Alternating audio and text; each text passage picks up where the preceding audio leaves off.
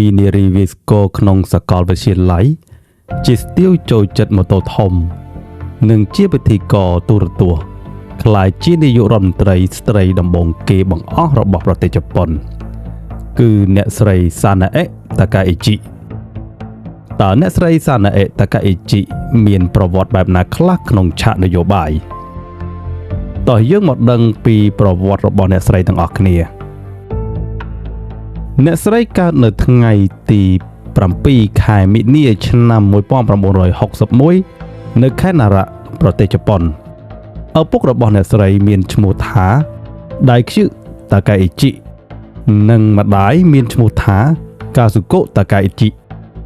ពេលបញ្ចប់ថ្នាក់វិទ្យាល័យលោកស្រីបានប្រឡងចូលសាកលវិទ្យាល័យកូបេក្នុងអំឡុងពេលជានិស្សិតលោកស្រីបានធ្វើការងារក្រៅម៉ោងនិងបានចូលរួមក្នុងក្រុមតន្ត្រីធ្វើជាអ្នកវាយស្គរដើម្បីយកលុយមកបង់ថ្លៃសិក្សាដោយខ្លួនឯងនៅក្នុងឆ្នាំ1984លោកស្រីបានបញ្ចប់ការសិក្សាបរិញ្ញាបត្រផ្នែករដ្ឋបាលពាណិជ្ជកម្មពីសាកលវិទ្យាល័យកូបេហើយបន្ទាប់មកបានចូលរៀននៅវិទ្យាស្ថានម៉ាត់ស៊ូស៊ីតាផ្នែករដ្ឋាភិបាលនិងការគ្រប់គ្រងនៅក្នុងឆ្នាំ1987ក្រោមការឧបត្ថម្ភពីវិទ្យាស្ថានម៉ាត់ស៊ូស៊ីតាលោកស្រីបានផ្លាស់ទៅរស់នៅសហរដ្ឋអាមេរិកដើម្បីធ្វើការជាកម្មសិក្សាសភាឲ្យលោកស្រី Pat Schroeder ដែលជាសមាជិកសភាមកពីគណបក្សប្រជាធិបតេយ្យនៅឆ្នាំ1989បន្ទាប់ពីត្រឡប់មកប្រទេសជប៉ុនវិញលោកស្រីបានធ្វើការជាអ្នកវិភាគផ្នែកនីតិបញ្ញត្តិដោយផ្អែកលើចំណេះដឹងអំពីនយោបាយអាមេរិកហើយលោកស្រីក៏បានសរសេរសៀវភៅជាច្រើនក្បាលដែលដកស្រង់ពីបទពិសោធន៍របស់លោកស្រីផងដែរនៅក្នុងខែមិនិនាឆ្នាំ1989លោកស្រីបានក្លាយជាពិធីការនីឲ្យស្ថានីយ៍ទូរទស្សន៍ TV Asahi ដោយបានធ្វើជាអ្នកសម្របសម្រួលក្នុងកម្មវិធី Godavari TV Prestige លុះដល់ខែវិច្ឆិកាឆ្នាំ1990លោកស្រីតាកាអេជីត្រូវបានជួលឲ្យធ្វើជាពិធីការនីនៅទូរទស្សន៍ Fuji Television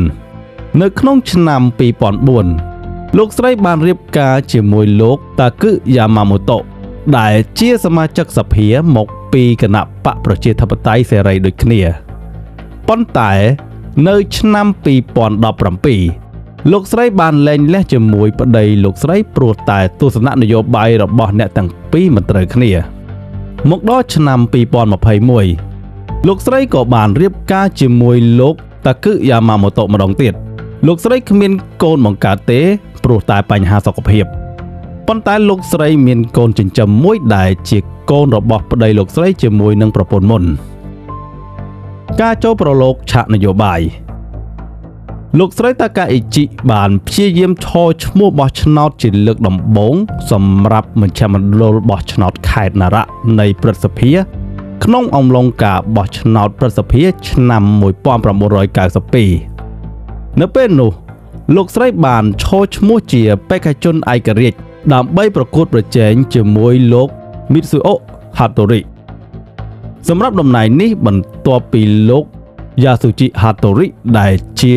ឪពុករបស់លោក Mitsuo បានសម្រេចចិត្តមិនឈរឈ្មោះបន្តក្នុងចំណោមអ្នកដែលមានសិទ្ធិបោះឆ្នោតចំនួន313នាក់លោកស្រីតាកាអេជីបានចាញ់លោក Hattori ដោយលោក Hattori ទទួលបានសម្លេងឆ្នោតសរុប162សម្លេងខណៈដែលលោកស្រីតាកាអេជីទទួលបានសម្លេងឆ្នោតសរុប137សម្លេង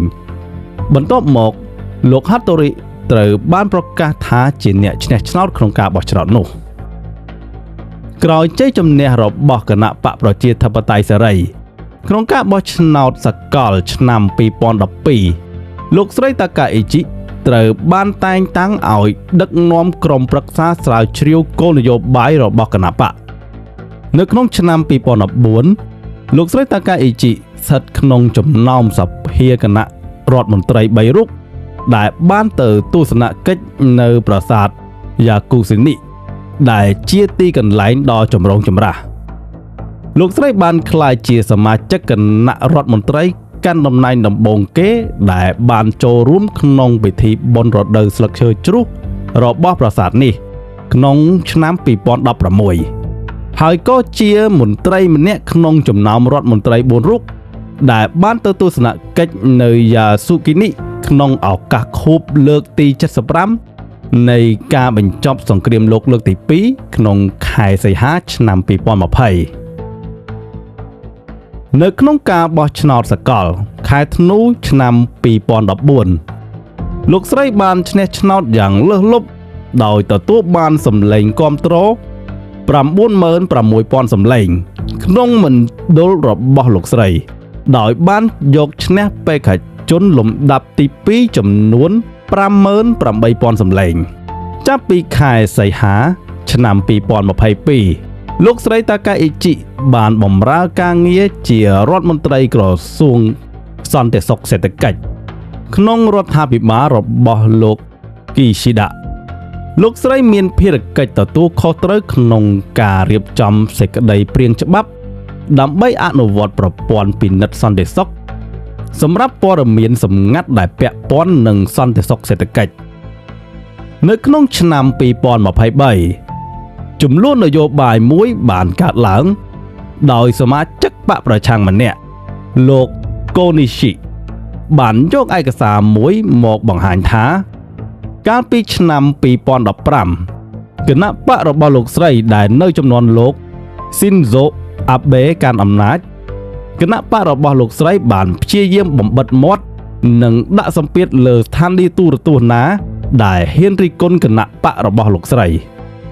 ប៉ុន្តែលោកស្រីបានប្រកាសដាច់ខាតថាមិនមែនជាការពិតនិងហ៊ានយកតំណែងរបស់លោកស្រីភ្នាល់ប្រសិនបើរកឃើញពិតមែនលោកស្រីនឹងចុះចេញពីតំណែង